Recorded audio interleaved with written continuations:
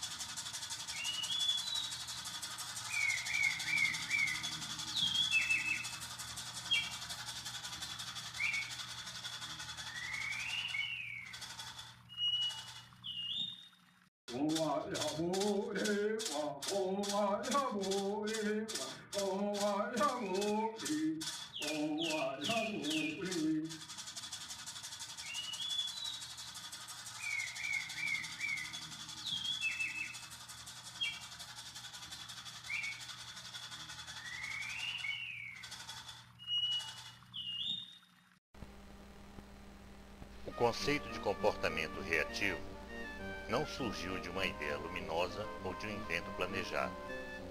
Ele foi sendo concebido progressivamente através de conhecimentos pré-existentes no campo de várias ciências e da observação pessoal, surgindo da necessidade de entender melhor o comportamento humano e suas relações com o meio sociofamiliar. Foram tantas as situações de dúvida nesse percurso que hoje não é possível lembrar de todas. Vamos citar algumas. Por que existiram e ainda existem os hospícios, manicômios e hospitais psiquiátricos? E por que sempre foram diferentes dos hospitais comuns? Por que ainda existem muitos preconceitos em relação às alterações do comportamento humano? Por que ainda continuam misteriosos? Por que os chamados pacientes psiquiátricos não melhoram ou não se curam dentro e fora dos hospitais e são considerados complicados em relação a outros doentes? Por que até hoje não se descobriu qualquer remédio para a cura radical das chamadas doenças mentais? Por que até hoje sentimos medo, vergonha ou constrangimento quando lidamos com doenças mentais? Por que nos irritamos quando alguém nos chama de doente mental? Por que tem durado tanto tempo essas ideias sobre esse tipo de alteração do comportamento? Por que a cura é considerada difícil? Qual a razão da grande dificuldade em classificar de forma coerente as alterações do comportamento?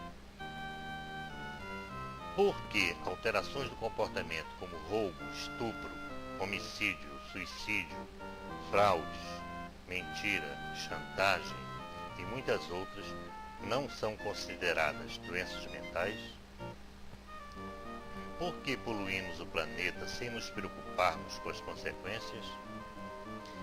Encheríamos muitas páginas se continuássemos perguntando a respeito desse assunto, mas vamos adiante. Quando pensamos sobre o comportamento de pessoas que eram alegres, generosas, solidárias, compreensivas, e após alguns anos sem vê-las, as encontramos mesquinhas, agressivas e egoístas, nos deixa desorientados. Algumas evitam o contato ou se despedem rapidamente, como se a nossa presença as perturbasse. Ficamos surpresos e desapontados, pois muitas vezes somos considerados pela maioria como sujeitos razoavelmente comunicativos e de fácil relacionamento. Aparentemente não vemos razões que expliquem modificações tão estranhas no comportamento dessas pessoas. Às vezes, perguntamos por que numa mesma família o comportamento de um filho é tão diferente dos demais a ponto de causar espanto entre os familiares.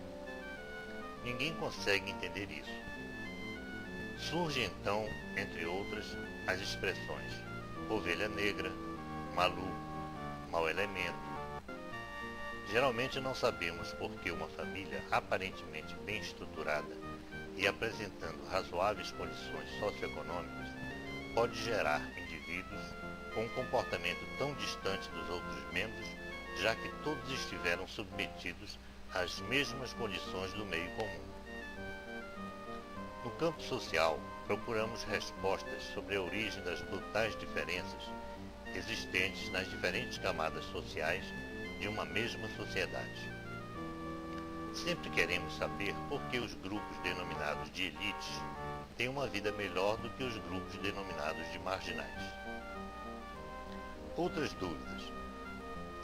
Qual a verdadeira origem da fome, das guerras, do racismo, da miséria, das drogas, dos genocídios, do homossexualismo, da corrupção, das ditaduras, dos crimes hediondos, enfim, dos problemas da vida civilizada? Ou isso nada tem a ver com o estudo do comportamento humano e da loucura? Separar os fatos que acontecem na sociedade do comportamento das pessoas ou grupo de pessoas seria o mesmo que admitir que unha e carne são coisas totalmente separadas. Desde muito tempo, a observação dos animais despertou grande interesse entre os estudiosos do comportamento. Saber por que se comportavam entre si ou com outras espécies conduziu os biólogos a muitas descobertas interessantes. Por que formigas e abelhas atuam como verdadeiras sociedades cooperativas? Por que alguns animais são mais lentos e outros mais velozes? Por que uns vivem em bandos e outros isolados? Por que alguns se devoram entre si para poderem sobreviver? Ora, o homem também é um animal que se diferencia dos outros pela sua inteligência. Se é inteligente, por que age muitas vezes como os outros animais que ele mesmo chamou de irracionais? Por que resolveu se chamar de Homo sapiens sapiens, isto é, homem sábio, se pratica repetidamente atos irracionais? De vez em quando, o homem gosta de se comparar com os outros animais, nas consideradas virtudes e defeitos deles, usando expressões como olho de águia, rápido como um coelho, esperto como uma raposa, lento como uma tartaruga, etc. Também pode acreditar que é um animal, zoantropia, ou tem um animal dentro de si, zoopatia. Na antiguidade, algumas sociedades adoravam deuses em forma de animais. Olhando com cuidado, percebe-se que costumamos projetar nossos sentimentos, princípios e valores não apenas nas pessoas, mas também nos animais, Quando os odiamos, moscas, baratas, sentimos medo deles, cobras, aranhas, ou os acariciamos, gatos, cachorros. O comportamento dos outros animais segue leis naturais instintivas, pré-condicionadas por aprendizagem automática. Porém, todos os animais reagem a estímulos para sobreviver. São estímulos internos, como a fome, o medo, o sono, ou externos, como o frio, o escuro, a tempestade, que provocam a reação e conduzem ao comportamento. No homem, condições semelhantes também estão presentes, porém modificadas pelo raciocínio, inteligência e outras habilidades que só ele possui. São esses atributos especiais que conferem ao homem a capacidade de interferir nas leis naturais. Dentre os animais, apenas o homem é capaz de criar situações construtivas ou destrutivas, capazes de influenciar seu meio, as outras pessoas e a si próprio.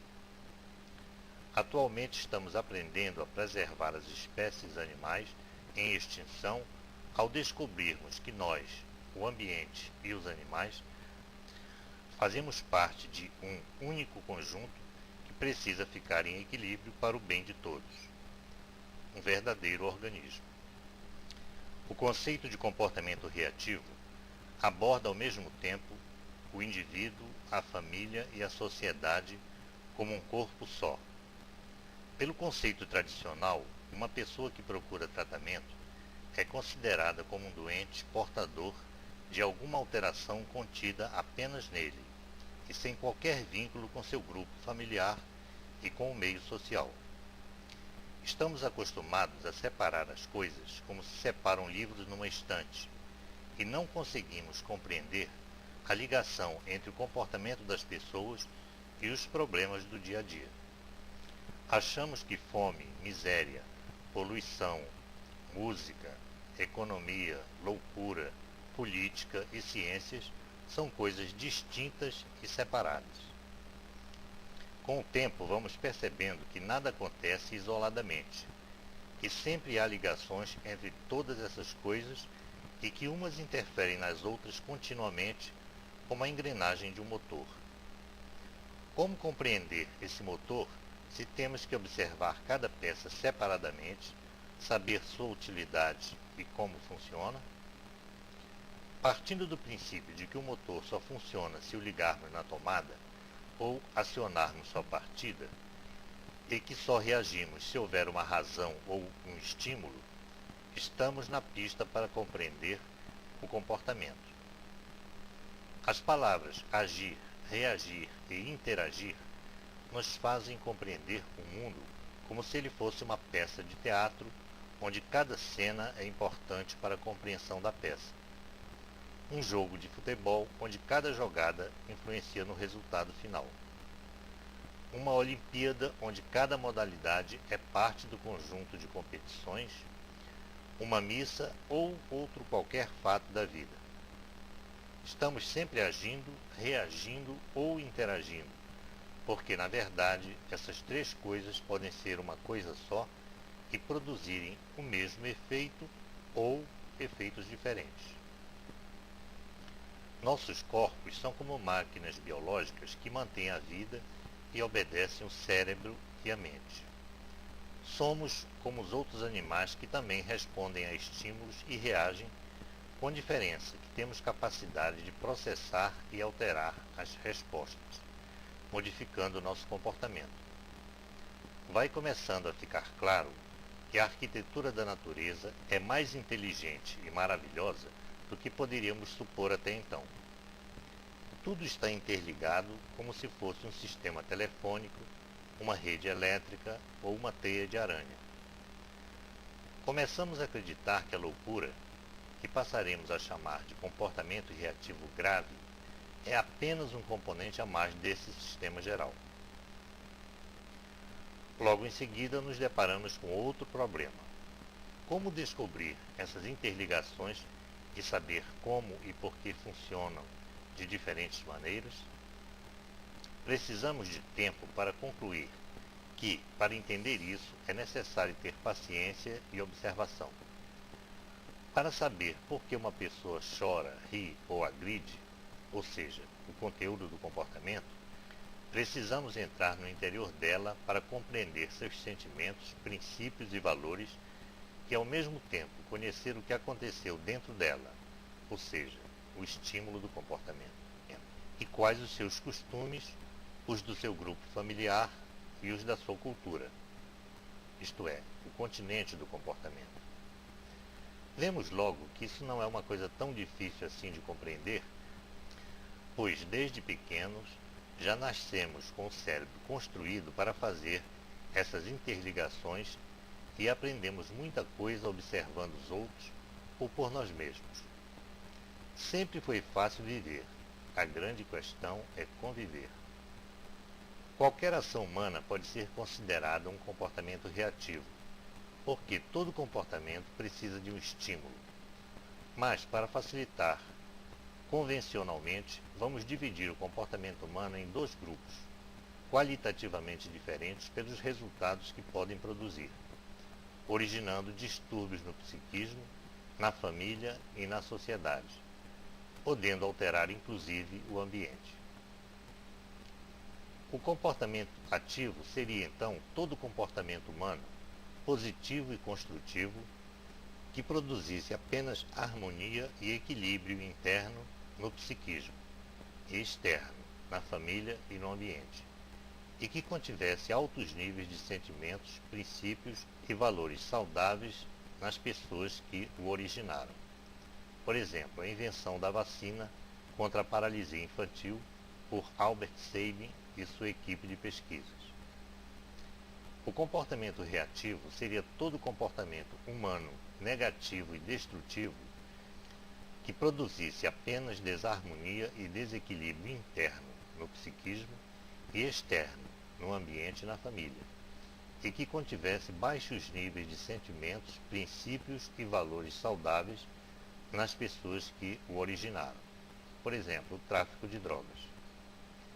As expressões altos níveis e baixos níveis significam a qualidade dos sentimentos, princípios e valores da pessoa que reage. No primeiro caso, poderiam estar representados por paciência, solidariedade ou sinceridade. No segundo, por ódio, mentira ou avareza. Esses conteúdos internos que existem dentro de cada pessoa seriam os moldadores do comportamento final de cada um.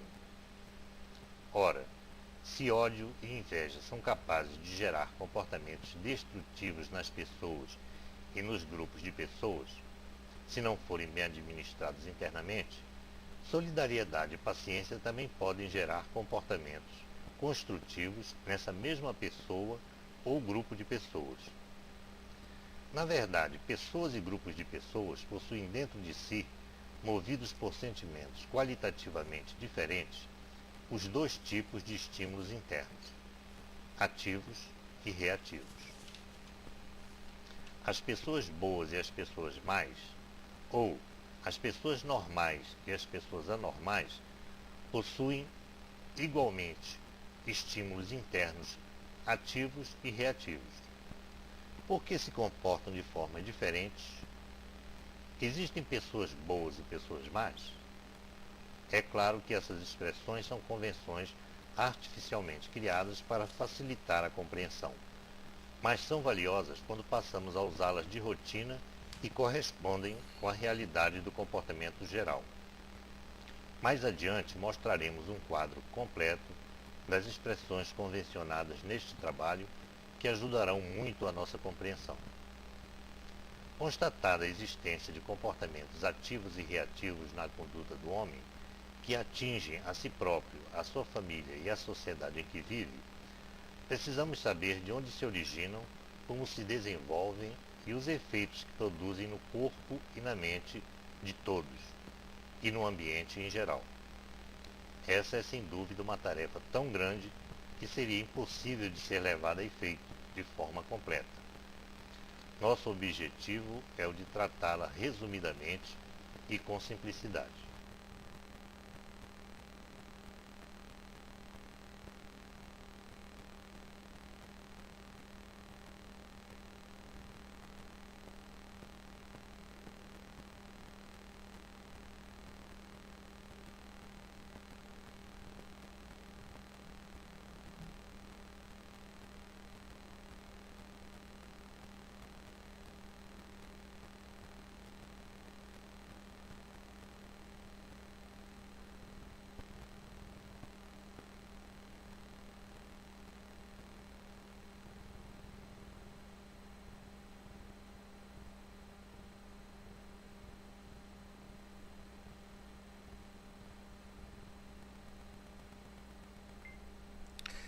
Isso tem muito a ver com o que está ocorrendo atualmente.